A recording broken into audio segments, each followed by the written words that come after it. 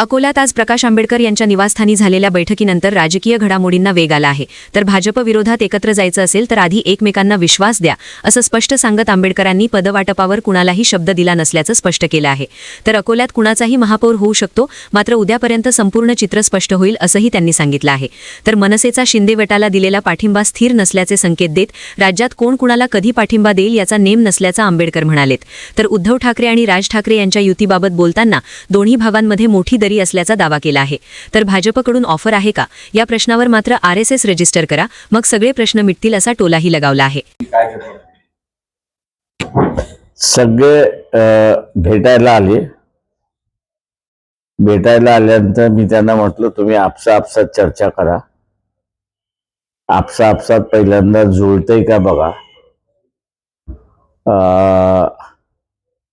एक सगळ्यांनी म्हटलं होतं एकमेकाला विश्वास द्या की भारतीय जनता पक्षाच्या विरोधाच्या आघाडीबरोबर आपल्याला जायचं आहे. हा विश्वास एकमेकाला दिलात तर पुढची चर्चा होऊ शकते. म्हणून आज नो बातमी, गोड बातमी असेल किंवा कडवट बातमी असेल ती उद्या 11 वाजता मी आपल्या सगळ्यांना सांगतो. नेमकी चर्चा काय झाली? इथपर्यंतच झाली. प्रिन्सिपली जोपर्यंत ठरत नाही तोपर्यंत पुढं काहीच होत नाही. त्यांच्याकडे संख्याबळ आहे असं त्यांचं म्हणणं आहे. काँग्रेसचं संख्याबळ त्यांच्याकडे आहे, तुमची मदत पाहिजे एवढंच आहे त्यांचं.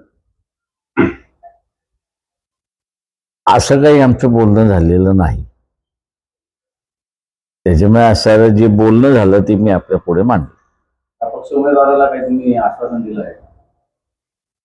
आशिष पवित्रकरांना आश्वासन दिलं आहे? आश्वासन दिलेलं आहे का काही की जर समीकरण पूर्ण जुळलं, बहुमताचा मॅजिक आकडा जुळला तर मोठं पद मिळेल?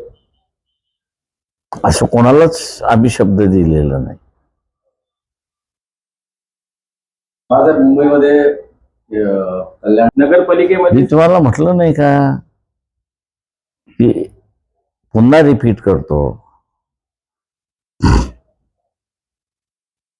की वेड्या वाकड्या युत्या झाल्या तर आश्चर्य मानू नका. मी त्यावेळेस म्हणालो होतो. इस सियासी समीकरणों में बहुमत से ज्यादा सहमति की बहुत जरूरत होती है, ऐसा लग रहा है यहाँ पर, क्योंकि बहुमत की बात अलग है, सहमति से ही सब कुछ देखिए कि सहमति से ही बहुमत की ओर जाते हो ना. बिना सहमति से बहुमत होता ही नहीं है. मला एक शेवटचा प्रश्न, भाजपकडून अकोल्यासाठी काही तुम्हाला ऑफर आली आहे? मला हा माझी एक ऑफर आहे त्यांना, RSS रजिस्टर करा, आखे प्रश्नच मिटतात. काल विजय अग्रवाल बोलले की MIM आणि काँग्रेस हे दोन पक्ष सोडून आम्ही कोणाचीही युती करायला तयार आहोत. म्हणूनच मी म्हणालो ना की जे काही BJP बरोबर जाण्याच्या वेगवेगळ्या पक्षांच्या ज्या अडथळे आहेत त्या अडथळ्याचं एकच आहे की RSS याचं अधिकृतरित्याने लेबर कायद्याखाली रजिस्ट्रेशन व्हावं. लेबर कायद्याखाली रजिस्ट्रेशन होत नसेल तर पब्लिक ट्रस्ट ऍक्ट खाली रजिस्ट्रेशन व्हावं. पब्लिक ट्रस्ट खाली रजिस्ट्रेशन होत नसेल तर कोऑपरेटिव्हच्या कायद्याखाली ते रजिस्ट्रेशन व्हावं. ते कोऑपरेटिव्हच्या कायद्याखाली रजिस्ट्रेशन होत नसेल तर राजकीय पक्षाच्या नावाखाली ते रजिस्ट्रेशन व्हावं. पण कुठेतरी रजिस्ट्रेशन व्हावं एवढीच फक्त सगळ्या पक्षाची मागणी आहे. एक शेवटचा प्रश्न असा आहे की राज्यामध्ये मी इलेक्शनच्या अगोदरही म्हणालो होतो आणि आताही पुन्हा तेच रिपीट करतोय की कोण कसा फिरेल आणि कोण कसा पाठिंबा देईल हे जज करणं कठीण आहे. मनसेने एकनाथ शिंदेला पाठिंबा देणं, मी त्याच्यामध्ये असं गृहीत धरून चाललोय की इंडिकेशन एक आहे की त्याही आघाडीत काही खरं नाही.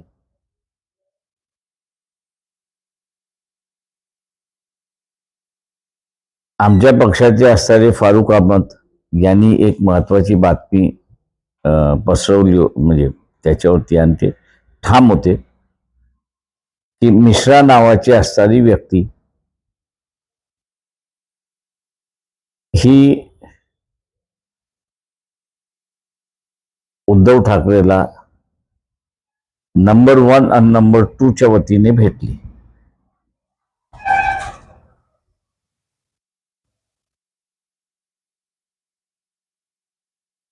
आता ही आमच्या फारुख अहमदला मिळालेली माहिती खरी आहे असं आम्ही त्या ठिकाणी मानतो.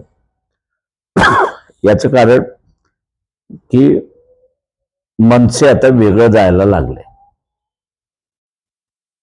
युतीमध्ये दरार आले असं दिसतंय. ठाकरे सोबतच्या युती. हा, मी दोन्ही भावांच्या युतीमध्ये शादी एक से प्यार दूसरे से असं जर होणार असेल तर ती शादी कशी टिकणार? दुसरीकडे अचलपूरमध्ये MIM सोबत महिला ओबीसी आरक्षण निघालेलं आहे महापौरासाठी. हा, आपण काय दावा करणार आहे?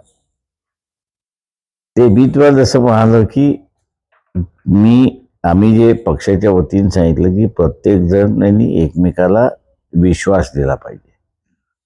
ती प्रक्रिया मला वाटतं सुरुवात झाली असं मी त्या ठिकाणी मानतोय. म्हणून कदाचित आज संध्याकाळची बैठक होईल किंवा उद्या सकाळची होईल, पण 11 वाजल्याच्या आतमध्ये मी त्यांना हे सांगितलेलं आहे की आपण निर्णय घेऊन मोकळा पाहिजे की एकत्र बसतोय की वेगळं बसतोय. महापौर कोणाचाही होऊ शकतो. आत्ताच्या सिच्युएशनमध्ये कोणाचाही महापौर होऊ शकतो. सर, काँग्रेसच्या अकोल्यातल्या भूमिकेला कसं पाहता तुम्ही की त्यांनी म्हटलं आमच्याजवळ सर्वाधिक नगरसेवक जरी असले तरी आमच्यासोबत जर भाजपला विरोधात बसायसाठी सर्व आले तरी आम्हाला कोणत्याही पदाची लालसा नाही, याकडे कसं पाहता? मी असं म्हणेन की त्यांच्या ज्या लिमिटेशन्स आहेत त्या लिमिटेशनला धरून त्यांनी योग्य निर्णय घेतला असं मी त्या ठिकाणी मानतो. सकारात्मक चर्चा होईल उद्या, काही गुड न्यूज मिळेल तुमच्याकडे? मी काय म्हणालो, 11 साडे 11 वाजता मी सगळ्यांनी निमंत्रण प्रेसला दिलेलं आहे.